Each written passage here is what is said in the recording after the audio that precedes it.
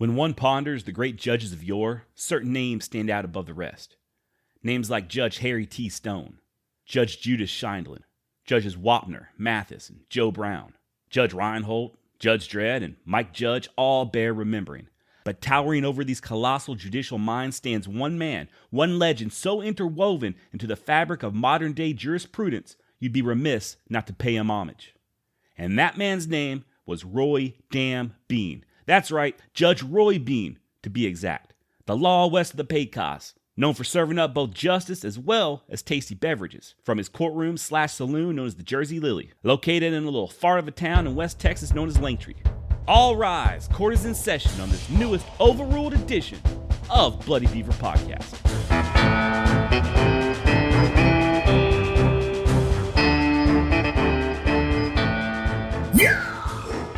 Happy Monday, everybody. Welcome to Bloody Beaver Podcast. My name's Josh, and I'm the host of this here thing. Now that we've got that formality out of the way, let's just get right down to it. Fantley Roy Bean Jr. was born in Kentucky in 1825 to parents Fantley Sr. and Anna Gore. And that's normally how I like to start off most of these stories, with just the bare bone basics. When and where the subject was born, maybe toss in the name of the parents while we're at it. I like a good origin story to start things off. Unfortunately, almost everything I just said about Roy Bean is debatable. Before we go any further on Judge Bean, let me just say, this guy was one of the hardest I've encountered so far when it comes to separating fact from fiction. First off, let's address the name issue. His first name, Fantley. That's spelled P-H-A-N-T-L-Y. And that might not have even been his name, as there is some evidence it was actually Fauntleroy, as in Little Lord Fauntleroy. No wonder he just went by Roy. You know, a lot's changed in Texas since the days of Judge Bean, but I believe the one constant is that you might just get your ass kicked if you go around answering to Fauntleroy. Bean was born on a farm and he was born in Kentucky, but we don't know when. The best guess is sometime around the early 1830s. While doing research on this episode, I actually spent way more time than I should have trying to narrow down the exact year he was born. I'll go into particulars about his birth year later and why I think it's important, but for now, for the sake of the story, we're going to go with the early 1830s. Bean's formative years, much like his date of birth, are mired in mystery. So just keep that in mind as we go forward and make some attempt to separate the man from the myth. Roy was the youngest of 5 children, 3 boys and 2 girls, and most sources I found say that the Bean family was an extremely poor family. But I did find one source, an ancient post on genealogy.com of all places, that claimed, anecdotally, that the Beans were pretty well off, having a lot of slaves and a lot of land. So I'm not sure which one of these narratives is accurate, and it doesn't really matter much, as Bean would leave home while still a very young man. Once again, we don't know exactly when this was, but nearly every version of Roy Bean's life involves him leaving home while still a teenager, when, according to him at least, he hopped on a flatboat that was bound for New Orleans. And if you're not familiar with these flatboats, they're just what they sound like. Large, rectangular-shaped, flat-bottom boats of various sizes, usually big enough to carry a whole bunch of goods as well as people. They played a big role when it came to conducting business and moving goods in the early 19th century, especially before the advent of steamboats. Basically, you just load the boat full of various merchandise, float down the mighty Mississippi to New Orleans, sell your goods along with the boat, which was dismantled and sold as lumber, and then, after satiating your appetites of the flesh with coffee-skinned Creole women and sugarcane rum, you'd walk back home via a major road at the time known as the Natchez Trace, hopefully with some coins jingle-jangling in your pockets. At the time of Roy's arrival, which would have been sometime in the 1840s, New Orleans was about as bustling as a city could be. Matter of fact, in 1840, the Big Easy was the 3rd most populated city in the United States, and the number 1 wealthiest city. And a lot of that wealth was due to it being the home of the country's largest slave market at the time. A whole bunch of money was made off the selling of other human beings. And the slave trade spawned all sorts of other industries necessary to support it. Transportation, housing, clothing, food, stuff like that. In Roy's heyday, New Orleans was a melting pot of French, African, German, American, Irish, and Italian migrants, all trying to make a buck. I imagine for a Kentucky farm boy like Roy, it would have been overwhelming. All of a sudden finding yourself in such a rich city, surrounded by more people and diversity than you ever imagined possible, hearing all those different accents and foreign languages. Plenty of opportunity there for a young man, a young white man at least, with a little ambition and a little gumption to make a fortune. Also a lot of opportunity for a young man to get himself in a whole bunch of trouble, which is exactly what Roy Bean did. What type of trouble did he get into? Who knows? According to one source, and one source only, he got into a big brawl in the French Quarter and had to haul ass out of town to avoid any repercussions. Another very unreliable source I found claimed that he killed a man on a steamboat. Years later, Roy would tell his friends that during this time of his life, he was engaged in driving slaves for another party from Kentucky to New Orleans. But as far as I can tell, he made no mention of any trouble. Whether or not any of this is true, we may never know. Like I said, a lot of murky water surrounding Roy's early life. His next stop would be Mexico, via the Santa Fe Trail. He hooked up with his older brother Sam, and the pair headed on down south and opened up a trading post of sorts in the state of Chihuahua. But not for long, though. This would have been about the year of our Lord 1848. And much like New Orleans, there was plenty of trouble to be had for a young gringo in old Mexico. The story goes that Roy got into it with a local who was spouting off about killing a white man. So Roy went ahead and took preemptive measures and killed the Mexican before the man had a chance to make good on his threat. Needless to say, after this, they were no longer welcome in Chihuahua. So Roy and his brother Sam pushed further west into Mexico, to the state of Sonora. And eventually, by 1849, Roy found himself in San Diego, where his eldest brother Joshua was living. Joshua, being just like brother Sam, had served in the army. After his hitch was over, he migrated to California, eventually settling in San Diego, where he became a trader and a saloon owner. He even became the first mayor of San Diego. And he, just like Roy, was quite the character. While he was mayor, he allegedly and illegally sold City Hall to himself. By 1851, Joshua had moved on to Los Angeles, where he opened up another saloon, and ended up getting himself killed in the process, over a damn woman. Imagine that. Getting in fights over women would become a common occurrence for the Bean clan. You can't tell by looking at his pictures, but evidently Roy Bean was quite the ladies' man in his younger days. And most of the trouble he got himself into in San Diego seemed to be centered around women. The result of one such incident found Roy challenged to a duel by a hot-headed Scotsman named John Collins. And not just your normal stand-in-the-street duel. Oh no, this one would be done on horseback. A Wild West jousting match, with pistols instead of lances. Luckily for both men, nobody lost their life in the duel, but Collins did receive a bullet to his arm, and Bean received several months in jail, during which time he received many visits and many gifts from local senoritas, who seemed to adore him. No telling how long he would have spent in jail, but he wasn't going to just sit around and find out. Roy had one of his lady loves smuggle in some knives, hidden in tamales, knives that he then used to dig through the walls of his cell, thus escaping. No word on whether or not he ate the tamales first. The story goes that he fled to San Gabriel, California, now part of present-day Los Angeles, and got work bartending for his brother Joshua at the headquarters saloon. And unfortunately, this was right around the time that Joshua would be murdered. And even though Roy inherited his brother's saloon, he himself wouldn't be in California that much longer. Just could not keep himself out of trouble when it came to women. In about 1854, a young lady he was courting was supposedly kidnapped and forced to marry a Mexican military officer. Bean wasn't having none of that noise, so he challenged the man to a duel. The officer accepted, and Bean killed the man dead. Turns out the dead man had friends, angry friends. 6 of whom caught up with Bean, placed him on a horse, slipped a noose around his neck, and left him there to hang at the horse's convenience. There's a scene in that movie, The Homesman, where a main character is left to die in a similar fashion. And I'm wondering now how often this actually happened back in those days. Or if it ever happened. I guess the idea was if nobody swats the horse and makes it bolt, then nobody can be held morally responsible for the death. Just leaving a man on horseback with a noose around his neck, somewhat alleviates guilt and places the blame on the horse. In theory, I guess. For Roy Bean, it turned out to be a blessing in disguise. When the dead officer's friends rode off, Roy's girlfriend emerged from hiding and cut Bean down. Not before the horse bolted, though. Make no mistake about it, Roy Bean was extremely lucky. He got hanged, but either the rope just wasn't long enough, or it just had too much stretch in it, because the fall didn't break his neck. But had his lady friend not acted when she did, Bean would have likely slowly suffocated to death. This incident left a permanent rope burn around Roy's neck, which, so the story goes, is why he took to wearing the long beard you see in all of his pictures. Also left him with a stiff neck for the rest of his life. And I don't know about you, but if I had to pick one part of my body to remain stiff for the rest of my life, it wouldn't be my neck. It'd be my penis. And just an interesting anecdote about Roy growing the beard to hide his scars. Sort of a modern-day tie-in. I'm sure many of you listening are familiar with Hank Williams Jr., the country singer responsible for songs like Family Tradition, Whiskey Bent and Hellbound, A Country Boy Can't Survive, or my favorite, The Blues Man. What you may not know is that Hank Jr. had a near-fatal accident in 1975 while climbing a peak in Montana. The snow gave out underneath him, and he fell over 400 feet, fracturing his skull in multiple places. Almost killed him. Had to undergo numerous surgeries over the next couple of years. The full beard and sunglasses that he's now famous for sporting are worn to cover up the scars he received from this accident. Kind of like how Roy wore that beard. At least that's the way I heard it. Back to Roy Bean. After this little failed lynching incident, Roy decided that California was hazardous to his health and moseyed on over to New Mexico, joining his brother Sam near Silver City. Now, I don't know how much of what I just recounted of Roy Bean's early life is actually true, or how much of it is stuff that he just made up in his latter years. I don't know that he actually ever visited New Orleans. I'm not sure if he really killed a man in Mexico, and I'm not positive that he got hung in California.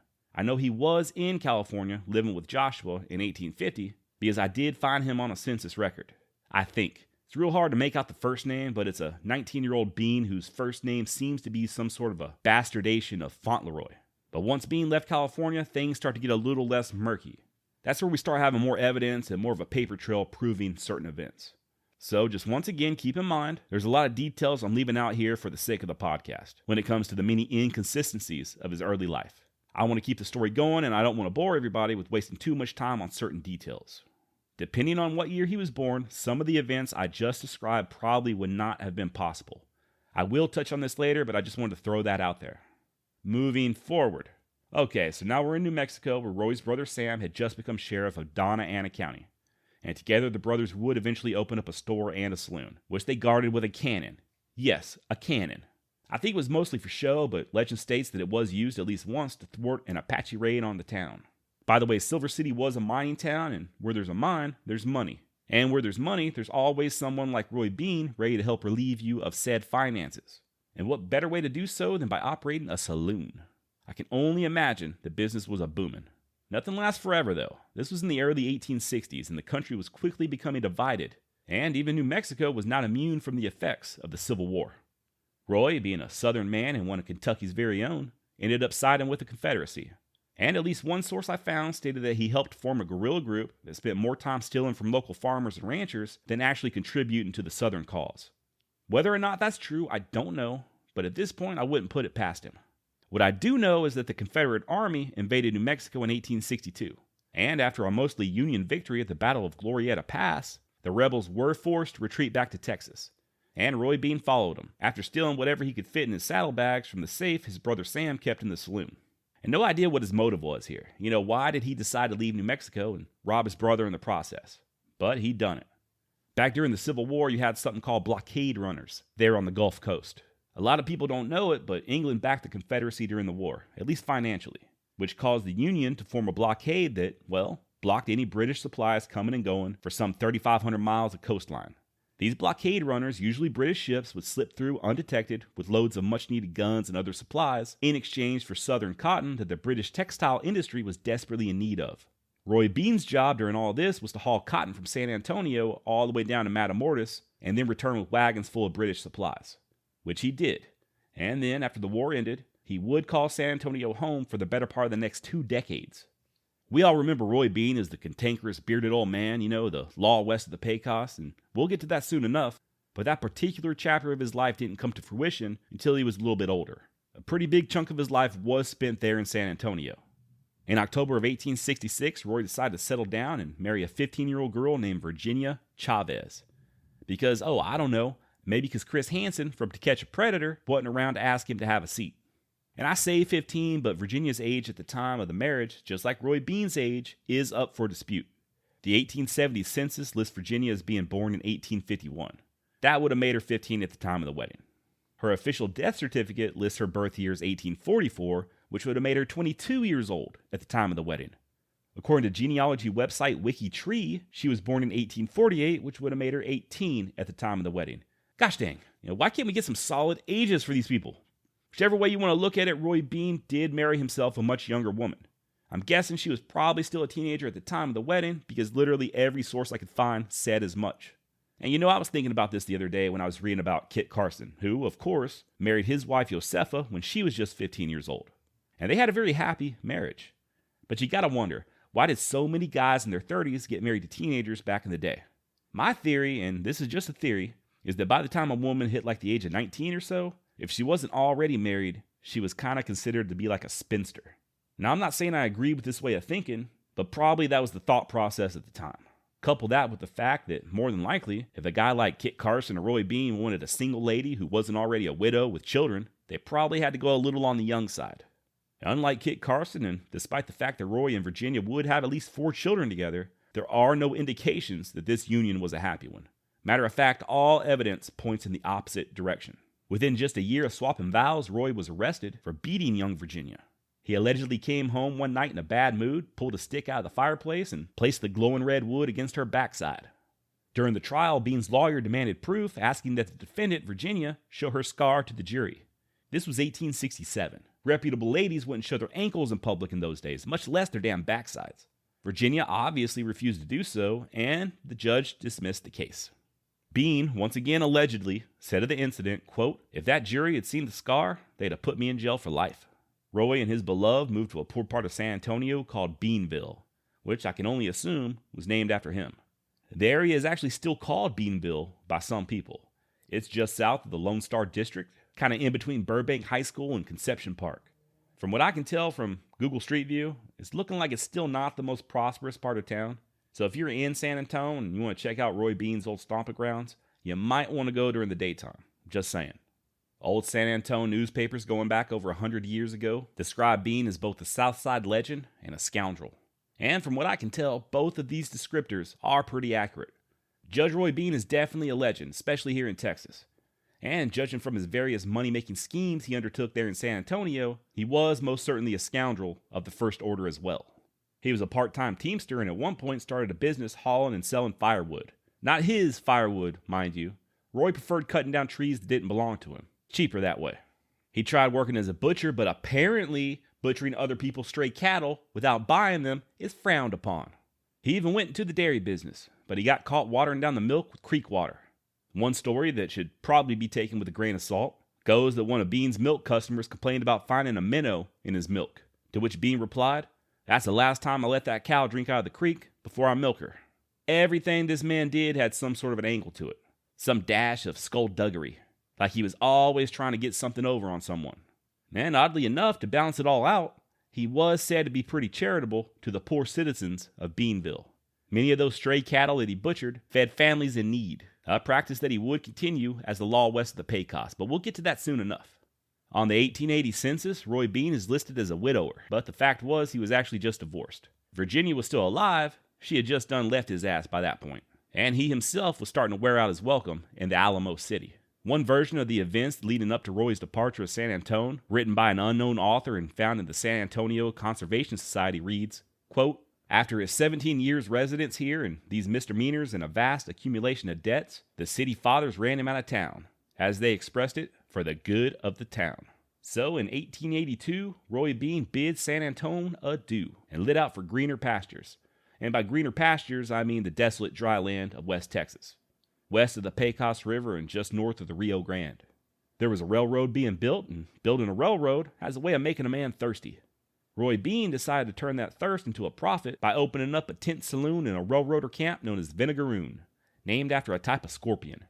A lot of you have seen the TV show Hell on Wheels. I know this because I get emails all the time saying that I should watch it, but I'm not gonna, because you're not the boss of me.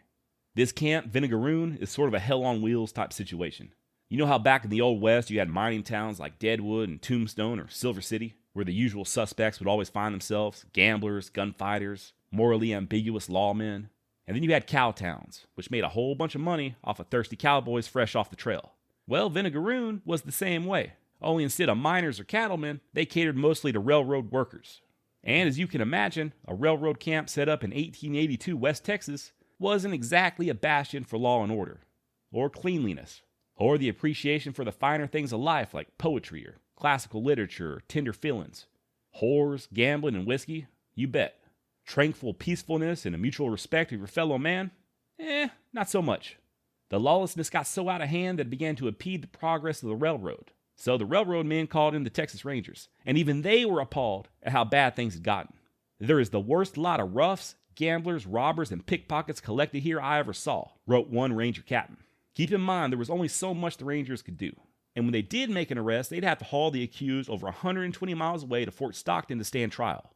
Ain't nobody got time for that. As it so often goes in these boom towns, there's a period of anarchy where the law of the land is whatever law you as an individual are able to enforce, with your fist or with your guns. And often as not, into this vacuum of lawlessness enters an equally lawless man who's given a badge and the authority to keep the peace. Listen, Wyatt Earp weren't no angel. Neither was Bat Masterson or Pat Garrett or Bill Hickok. All of these were flawed men who broke the law more than once their own selves. So it shouldn't necessarily come as a surprise that when the Texas Rangers visited West Texas, they chose a scoundrel like Roy Bean to take up the cause of keeping the peace. And although they didn't go so far as to pin a badge on him, they did have him appointed as the Pecos County Justice of the Peace. This not only freed them up from having to haul prisoners all the way to Fort Stockton, but the fact that the judge also operated out of a saloon gave the Rangers a convenient place to relax and enjoy a nice, refreshing beverage. This all got me to wondering just what exactly it is that a Justice of the Peace does. Literally all I know about them is that that's where you go to get married when you're broke or you just don't want a big fancy church wedding. According to the law offices of Wikipedia, and Wikipedia, a Justice of the Peace is a judge of a court with limited jurisdiction who typically preside over misdemeanor cases, traffic violations, and other petty criminal infractions. They may also have authority over cases involving small debts, landlord and tenant disputes, and or other small claim court proceedings. So yeah, basically Roy Bean was Judge Judy before being Judge Judy was cool. And it wasn't as smooth of a transition as you would imagine. Or I guess from Roy Bean's previous behavior, maybe it was exactly as you would imagine. Within 4 months of this new position, a newspaper article was written up saying that the newly appointed Justice of the Peace Bean was usually so drunk and quarrelsome that many people had shunned his saloon altogether. The article does go on to offer up some hope though, saying, quote, aside from his bibulous peculiarities, old Roy is generous, brave, courteous, and a keen lover of fun. He holds court anywhere and carries a pocket full of blank warrants, one of which he will fill out and sign at a moment's notice. Then, just to step all over that little tiny sliver of hope, the newspaper man then goes on to describe a recent incident where a drunk and disorderly Judge Bean forced a Texas Ranger to put his degenerate ass in chains. It was the day before the judge was due to hold court, and he was really tying one on, waving his pistol around and spouting off stuff like, I'm the law around here, and if anybody don't like it, they best hide out because I've got my war paint on. And when old Roy gets his war paint on, he's hell. A ranger tried to simmer the judge down, but to no avail. He eventually disarmed the old reprobate and had him put in chains until he sobered up, and promised to stay sober. A promise that didn't last too long. Now, you may be asking yourself, given all this acting out, exactly how the hell was Roy Bean qualified to become Justice of the Peace? To which I'll ask you, why so many questions? Mind your business. No, the short answer is, he probably wasn't qualified. Matter of fact, one of the first things he did once he got the appointment was shoot up the saloon of one of his competitors, a Jewish man. No idea if the guy being Jewish had anything to do with it, or if Bean just didn't like the competition or what. But that's just not exactly the way a learned man of the law comports himself. In Roy's defense, though, he himself did have more experience than most when it came to being in a courtroom, at least as a defendant. Remember, he had to defend himself against more than one felony charge while living in San Antonio. Also, he just so happened to be in possession of a fancy 1879 Revised Statutes of Texas law book. And what other qualifications you need, people? And he did have some standing when it came to the railroad officials who were building the dang railroad. It was their influence on the county commissioners, as well as the Texas Rangers, that helped Bean get appointed. It's important to note, however, that he would be elected by the people to 5 more terms as JP. So he couldn't have done all that bad of a job. And it is in this capacity as Justice of the Peace that he earned the moniker Law West of the Pecos. Since Vinegar Room catered to railroad workers, once they finished that particular part of the line, they moved on, thus rendering the tent city obsolete. Not having any thirsty miners around means a dip in profit, and Roy Bean certainly wasn't going to tolerate that, so he relocated as well, moving his operations closer to Dead Man's Canyon, where 2 rail lines came together in a grading camp. This place was originally called Eagle's Nest, but then renamed Langtry. And contrary to popular belief, the town of Langtry, Texas was not named after the British stage actress Lilly Langtry. More on her to come, but Langtry was, in fact, named after railroad engineer George Langtry, who oversaw the Chinese the Chinese immigrant work crews. Langtry was basically a place where the trains would stop and take on wood and water. This process took about an hour, and Roy Bean figured that the passengers might want to take that opportunity to get out and stretch their legs and have a cold beer or a shot of whiskey to wet their parched lips. And he figured correctly. He raised his saloon right there on the north side of the tracks, leasing the land from the railroad and christening the joint as the Jersey Lilly, which, unlike the town, was named in honor of Miss Lilly Langtry, who was born on the Isle of Jersey. Roy Bean's courtroom as Justice of the Peace consisted of an opulent 2-story courthouse, a state-of-the-art county jail that could house several dozen inmates, a judge's quarters with floor-to-ceiling mahogany bookshelves lined with volumes of both law and philosophy books, as well as tomes documenting the rise and fall of great civilizations, and his chambers were said to smell faintly of leather, slight hints of vanilla, and wisdom. And of course, none of that is true. Judge Roy Bean held court in his saloon, Jersey Lilly, with a whiskey barrel for a bench and the butt of his revolver for a gavel. And he didn't have no volumes of law books to peruse in his free time. He had that one dusty-ass old law book I already mentioned, and don't even think about bringing a more up-to-date version into his establishment. There weren't no jailhouses in Langtry either. If, for whatever reason, you violated the law of Judge Roy Bean and he deemed it necessary that you be locked up, you usually just ended up getting chained to a tree.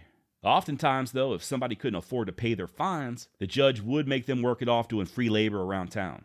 That, or they could sometimes submit to several rounds of titty twister, an archaic form of torture that Judge Roy, who was described as having very strong fingers, meted out personally by taking the guilty party's nipple between his thumb and his forefinger and just slowly twisting it, applying more and more pressure until the accused was deemed rehabilitated. And I hope you know I just made that up. No evidence that I found has even hinted at Judge Roy Bean doling out titty twisters. Although you gotta admit, it would have been pretty cool. Everything else I said is true though. No jail, the prisoners were just chained to trees or made to work off their fines, and there was no courthouse. All official judicial business did take place in the Jersey Lilly saloon. Now before we go any further, let's talk about Lily Langtry, Roy Bean's crush and in whose honor he named the Jersey Lilly. Lily, born Emily Charlotte Breton on the British Isle of Jersey in 1853, was a stage actress who traveled extensively all over Europe and the United States. She was considered exceptionally beautiful, and there are a ton of pics of her online if you're curious. In some of the pictures, I'm like, yeah, I can see it. But in others, she's got sort of a masculine looking thing going on in the face. Listen, I got no leg to stand on here when it comes to looks, trust me. Everybody's into different features when it comes to what we find attractive, and that's the beauty of life. God only knows I'm not the most handsome specimen myself. But my mom says I'm cute, and Roy Bean thought Lily was cute. Matter of fact, he considered her to be a pretty critter. His words, not mine. He was actually quoted as describing her as, and I'm not making this up, a pretty critter. Now, I know I've got a lot of listeners in Texas, but for those of you in lands far, far away that maybe aren't fluent in Texanese, in some circles, calling a lady a critter is a term of endearment. And in some circles, a high compliment would be to refer to a woman's derriere by saying, would you look at the shitter on that critter? And that's country for, oh my, that lady has a rather attractive bottom. You know, talking about that ass. And Roy was not the only one that had hots for Miss Langtry. Her looks, coupled with her natural charm, garnered her quite a bit of attention from men, noblemen to be precise. And unfortunately for Roy, these noble men were just her type. Although she was married to a Mr. Edward Langtry, that didn't stop Lily from playing the field. Matter of fact, she was kind of known to have affairs while having affairs. Throughout the years, she enjoyed the company of such notable nobles as the Prince of Wales Edward VII, the Earl of Shrewsbury, Prince Louis of Battenberg, British Prime Minister William Ewart Gladstone, wealthy New Yorker Frederick Gebhard, Prince Louis Esterhazy, and Hugo Gerald de Bath. And I know what you're thinking. Those sure are a lot of fancy names I just listed, and it sure does sound like I made them up. I did not. Those are real names of real-life guys that Miss Langtry was involved with romantically. And I don't get it, you know. What did those guys have that Roy didn't? Other than money and lots of land and good looks. If I could have a conversation with Lily, I'd ask her what she saw in these soft-handed gentlemen. Surely they couldn't hold a candle to the pure manliness that Judge Roy Bean exuded.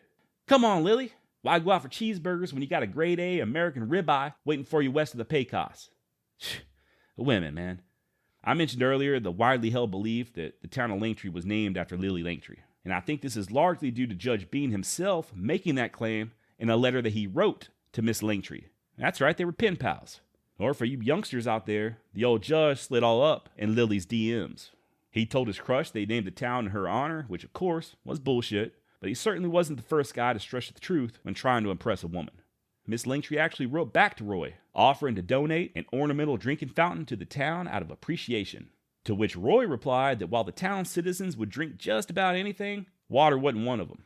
So instead of a fountain, Lily sent Roy a brace of silver-plated Colt revolvers, which quickly became some of his most prized possessions. He used one of the peacemakers as a gavel to bring the court to order, and he kept the other close by just in case he needed to maintain said order. To say that the judge held an unconventional court would be making a vast understatement. He didn't allow hung juries or appeals. His word was final, and anything else was a waste of time. The jurors were chosen by him, and they usually consisted of his saloon's best customers, meaning them that could afford to buy whiskey, which they were required to do per Judge Roy's edicts during every court recess. Judge Bean was also known for uncommon or out-of-the-ordinary rulings. One famous example is that of Paddy O'Rourke, who, due to his Irish heritage, was a damn drunk. One day, Paddy got a little bit too much Jameson in him and killed a local Chinese rail worker. O'Rourke got arrested, as he should have. You can't just go around killing Asians just because you feel like it, not even in Texas. I don't care how good they are at math, you just can't do it. During the trial, which of course was held in the Jersey Lilly and officiated by Judge Bean, a mob of at least 200 angry Irishmen showed up and demanded that their kinsman be freed. What's more, they said that if he wasn't, they'd lynch Roy Bean.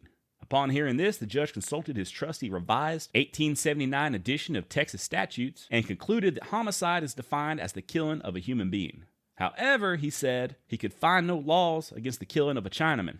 The case was dismissed and the Mick went free, and Judge Bean lived to rule another day. Just kidding, by the way, about Paddy O'Rourke being a drunk due to his Irish roots. I don't know if he was a drunk or not. I just like making jokes revolving around stereotypes, and for now at least, it's still safe to make fun of the Irish. When I imagine the angry mob of 200 Irishmen, I imagine them all to be like red-faced and wearing little green hats with buckles on them, just doing their little angry leprechaun dances. And for those of you who rightfully are aghast at the idea of Judge Bean letting a killer off the hook just because the victim was Chinese, I'm thinking Roy was probably looking out for himself here. He had already had a noose placed around his neck once and probably didn't think he'd survive a second lynching. I think Bean was probably a tough old man, but just in the sense that he was a survivor. He wasn't a heroic man. There would be no standoff in the streets, guns drawn, staring down an angry mob in the name of justice when it comes to Judge Roy Bean. But he was a survivor. And sure, he might have been crooked, but it wasn't all bad. Even though Roy had left his ex-wife in San Antonio, he didn't use that opportunity to be a deadbeat dad. He might not have been the greatest father figure in the world, but he did love his children. Matter of fact, after a while, they came and lived with him at the saloon. Legend has it that his youngest son, Sam, slept on the pool table. Let's go ahead and take a look at other examples of Roy's controversial court rulings. There's that one story of a train passenger who made a quick stop in the Jersey Lilly one day, tossing the judge a $20 gold piece in exchange for a beer, obviously expecting to get some change back. When Bean refused to give the customer his change, the man protested, causing Roy to fine the man $19.95 for contempt of court, saying that he doubled the fine if the man said another word. Now, was court actually in session when the man demanded his change? No. But then again, court was in session whensoever Judge Bean deemed it so. I think the lesson here is don't go demanding things in Judge Bean's saloon/courtroom. That, and make sure you bring exact change. In another case, a young rancher was fined $5 by the judge for fighting. The man produced witnesses to say that, in fact, he had been defending himself. So the judge, being fair-minded, reversed the fine. The other guy who the rancher was defending himself against was fined instead. Only problem was that man had already skipped town, and Judge Bean wasn't just going to not get paid. So he told the young rancher he'd have to hold him in custody until either the other man returned or somebody else paid the fine. And the rancher just ended up paying the damn fine himself so he could get set free. And then there's the infamous case where Judge Roy Bean fined a dead man. Yes, a dead man. A railroad worker had fallen to his death, and since Bean was also the coroner, he was the one that showed up to declare the death accidental. Upon an inspection of the dead man's body, a pistol was found along with $40, prompting the judge to fine the corpse $40 for carrying a concealed weapon. Unless you start thinking that Bean was totally corrupt, I will add that the $40 didn't end up in his pocket. It went towards burying the dearly departed railroad worker. And let's not forget the time that Roy Bean almost caused the stock market to collapse. He learned from a telegraph operator that Jay Gould was passing through on a special train headed east. And Jay Gould, or Gould, I don't know how to pronounce it, was one of the wealthiest men alive during this time. A robber baron of the Gilded Age, and who's widely regarded then and now as not exactly being the nicest person to ever walk the earth. Just the kind of guy that Roy Bean wanted to meet. The judge flagged down the train with a bandana, doffed his sombrero, and introduced himself to Gould as the law west of the Pecos, inviting the railroad tycoon to his saloon for a drink, an invitation that Gould accepted. When the special train didn't show up at his destination at the predetermined time, all hell broke loose. Gould was reported as being killed in a train wreck, and the stock market went wild. All because Judge Roy Bean wanted to buy the man a drink. But there in Langtry, life just sort of went on as normal. I feel like it's important also to point out that the judge didn't spend all of his time punishing lawbreakers. Part of his job as justice of the peace was joining couples together in holy matrimony. After officiating weddings, he always concluded the ceremony with the phrase, "And may God have mercy on your souls." He wasn't legally allowed to grant divorces, but this was a rule that he utterly and completely ignored, at least when it came to couples whose marriages that he officiated. According to him, granting a divorce was just his way of rectifying the mistake that he made by joining the couple together in the first place. And I briefly touched on the judge's penchant for charity earlier. In the 1960s, author Jack Skiles interviewed a longtime Langtry, Texas citizen named Beulah Farley, who actually knew Bean back in the old days. She had this to say about the judge's character. Quote, Roy Bean was a smart old booger. He had his faults, but listen, he was a good man at heart. He might have been a murderer and a robber and a thief, but he was good in his way. He was the best-hearted old fellow you ever saw. He would do anything for anybody. End quote. Believe it or not, the judge was known in Langtry as being kind and generous to widows and needy children, as well as using the fines he collected in court to buy medicine for the sick. Even back in San Antonio, when he stole cattle, he was said to have distributed the meat to the impoverished of Beantown. He was quoted as saying, "No use for poor people to starve while rich people have fat cows running on Beantown pastures." This was partially due to having a soft spot. I guess even some of the hardest of hard cases got a soft spot. But he also might have suffered from a guilty conscience as well as a belief in the afterlife. Once when he was asked why he helped so many people, he said, "Well, I ain't been an angel myself, and there might be a lot charged on me come judgment day. I figure what good I can do, the Lord will give me credit when the time comes." By the way, since we're talking about Bean's good qualities, I'd like to point out that unlike a lot of the Old West guys, I didn't find any evidence that Roy Bean ran women out of his saloons. I don't know what went on in the saloons he helped run in California or New Mexico, but zero mentions of prostitution going on at the Jersey Lilly, which is kind of ironic, seeing as how Judge Bean isn't exactly known as being a paradigm of righteousness, unlike Wyatt Earp, who actually was arrested for pimping out women. But that's none of my business. Over time, Judge Bean began to make a name for himself, and the Jersey Lilly became a popular stopping-off point for Easterners who wanted to see the old man. Not only could they have a drink or play a quick game of 9-ball on the pool table I previously mentioned, but they could also pay a visit to the zoo that the judge kept out back. Yeah, you heard me right. Judge Roy Bean had his own personal zoo, which included wolves, coyotes, snakes, armadillos, a mountain lion, and the main attraction, a big black bear named Bruno. Legend has it that Judge Bean would, at times, chain disorderly drunks just outside of Bruno the bear's reach. Not close enough so the bear could hurt them, but close enough to make them rethink their criminal ways. The judge would also give Bruno beer to drink, or more accurately, the patrons of the bar would give Bruno beer to drink, upon the judge's urgings. He'd bet train passengers that they couldn't outdrink Bruno. The catch was the passengers had to not only pay for their beer, but Bruno's beer as well. Supposedly, the bear never lost any of these drinking games, and Judge Roy lined his pockets with the gullible customer's money. Earlier, I shared that story about how the judge refused to make change for a customer. He did this quite a bit, but not always the same way. Sometimes he'd take so long making the change that the train would start taking off, forcing the passenger either to forget the change altogether so he could go hop on the train, or miss the train, thus forcing them to spend the night in Langtry, where they'd have no choice but to rent a room from, you guessed it, Judge Bean.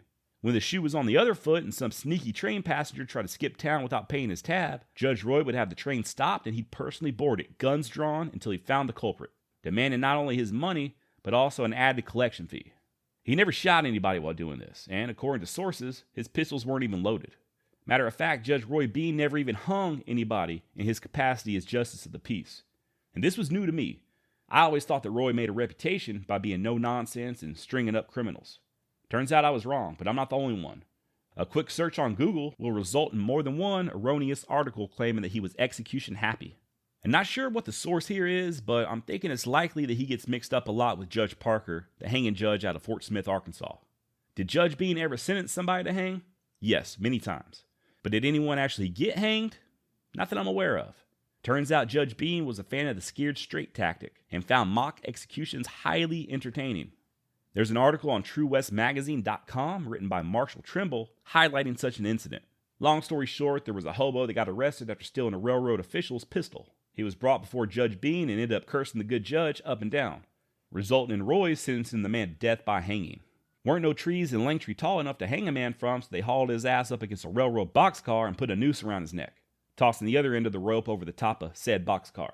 At this point, the thief came to see the light of the Lord and began to repent of his transgressions. But Judge Roy wasn't having none of it. Too late, he told the man. Meanwhile, the one guy that made up the jury whispered to the condemned, "Hey, look, man, when we ain't looking, slip this noose off your neck and run like hell and don't never come back here no more." At that moment, Judge Bean and the others solemnly raised their faces to the sky and closed their eyes in prayer. The thief slid the noose off his neck and was last seen running out of town as fast as his feet could take him. The judge and company then retired back to the Jersey Lilly for another round of drinks. And I will put a link in this episode's description if you're interested in reading that full article. I doubt this was the only time that Roy pulled off such a stunt. And I'm sure those who escaped the wrath of Judge Bean spread the news far and wide, and this helped solidify his reputation as a hangman. The newspapers didn't help matters either. Much like today, so-called journalists aren't shy about spinning the truth to entertain their readers.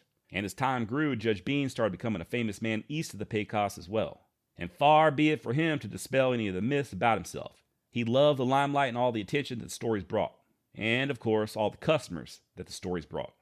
After a while, the area where Langtry was located became organized into Valverde County, and they made the town of Del Rio, which was about 70 miles away, the county seat. By this time, we're talking about the year 1885 now. Del Rio had more of a formal court system, so the need for Judge Bean's unconventional ways to dispense injustice was quickly diminishing. Luckily for Roy, he did still have the support of local ranchers, whom he had deputized. This allowed them to make arrests on the outlaws and rustlers who preyed upon their operations, and they knew that the judge would deal out justice much quicker than the real courts over there in Del Rio.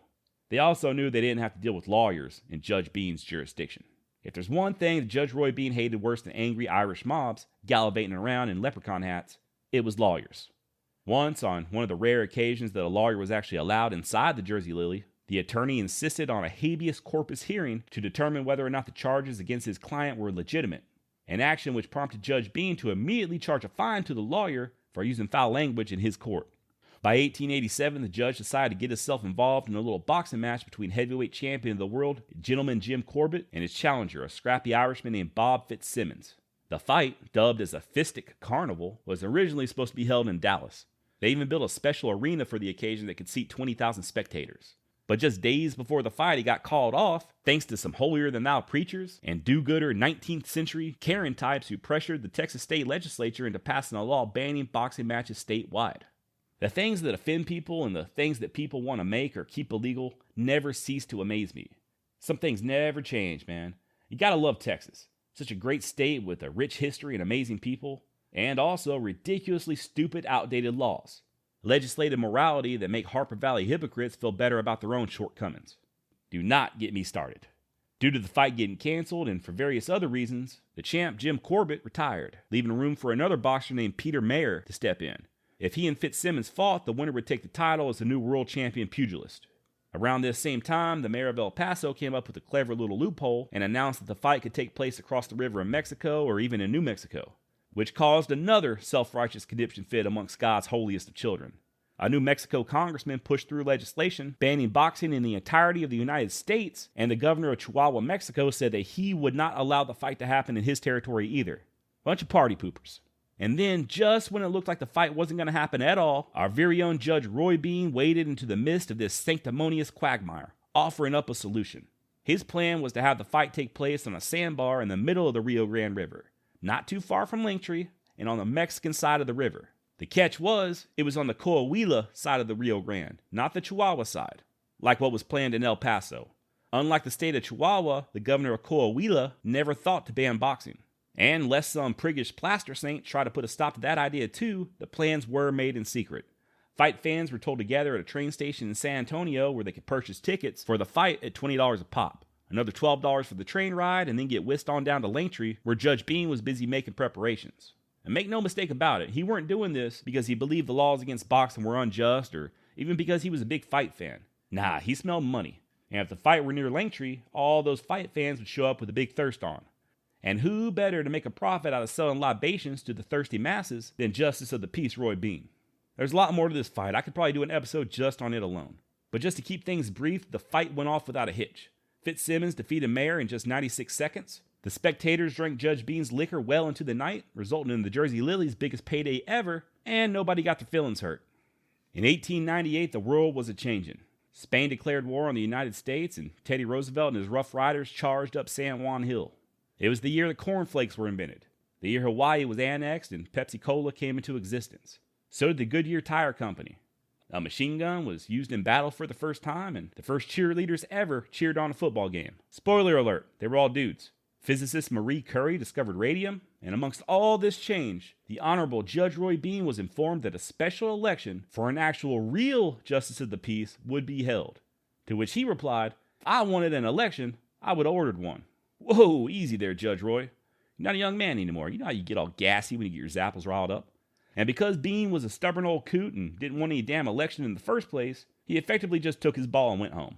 Refused to do any sort of campaigning whatsoever. No sir. So, of course, he lost the election. And then he did something that totally under no circumstances would ever happen nowadays. When he lost the election, he refused to step down from his position. And believe it or not, he fucking got his way. There was a citizen's petition that called for a new election, and Bean won the office of Justice of the Peace back. He also ended up getting reelected 2 years later in 1900, and again 2 years after that in 1902. Matter of fact, he died while still serving as Justice of the Peace in March of 1903. And Roy's death, much like his early life, is kind of shrouded in mystery. Some accounts state that he died of heart and lung ailments. Other accounts say that he died after a heavy drinking binge or that he fell ill after a trip to San Antonio. Now, I'm not sure which one of these versions is the truth, but probably it was a combination of all of the above. You know, maybe he was already in bad health and a trip to San Antonio coupled with a several-day drunk just kind of did him in. Either way, it's said that he died peacefully in his sleep there in the Jersey Lilly on March 16, 1903. The Jersey Lilly still stands to this day, by the way. You can not only visit it, but you can step inside and stand at the very bar where the judge doled out justice. I hope to make it over there one of these days myself. A year after Judge Roy's death, the town of Langtry received a special visitor, one that I'm sure had Roy spinning in his grave. The great lady herself, Miss Lily Langtry, stepped off a train en route to Los Angeles to pay the town a visit. She was regaled with stories of the judge told to her by starstruck locals about how he dispensed justice and just how he admired her so. The mayor of Langtry even gifted her one of Bean's revolvers. I think Roy would have liked that. Years later, when Lily wrote her autobiography, she said at the stop in Langtry, quote, "It was a short visit, but an unforgettable one. Unforgettable. Just like Judge Roy Bean. His life wasn't an example of courage like a lot of other Texas legends. Men like Davy Crockett or Jim Bowie or Travis. But I think Judge Bean's a little bit more relatable. He sure as hell had his flaws, just like we all do. As one writer put it back in 1933, nobody has been able to fill Judge Roy's shoes after his death. And maybe nobody wants to. And that's about all I've got on Judge Roy Bean. As always, thank you all for listening. If you're interested in hearing more true tales from the Wild West, check out bloodybeaver.com for more episodes. And if you like what you hear, do me a favor and spread the word. Tell a friend about Bloody Beaver Podcast. And I'm not asking, I'm telling you. You better tell a friend. Because if you don't, then one night I'm going to come to you inside of your house, to wherever you're sleeping, and I'm going to cut your throat. And then I'm going to burn your house to the ground.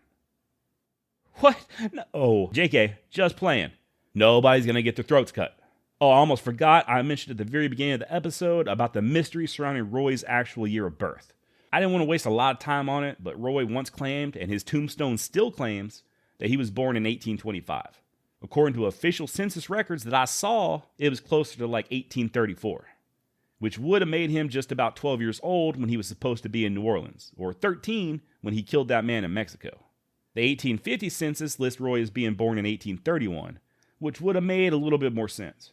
And you know, if he was that young, I really don't see him spending much time in New Orleans or being off trading in Mexico, which means those stories might just be made up. Feel free to email me at bloodybeaverpodcast@gmail.com or head on over to that aforementioned bloodybeaver.com and hit the contact button at the top of the screen.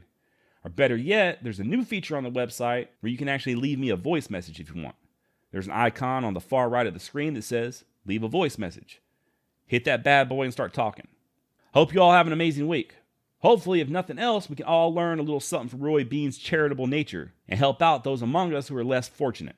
And at the same time, keep in mind that not everything is a hanging offense. Relax, take a deep breath, slow down, and maybe start building up some credit in heaven like Roy did. All right, y'all, that's it for this episode. Adios. Court's adjourned.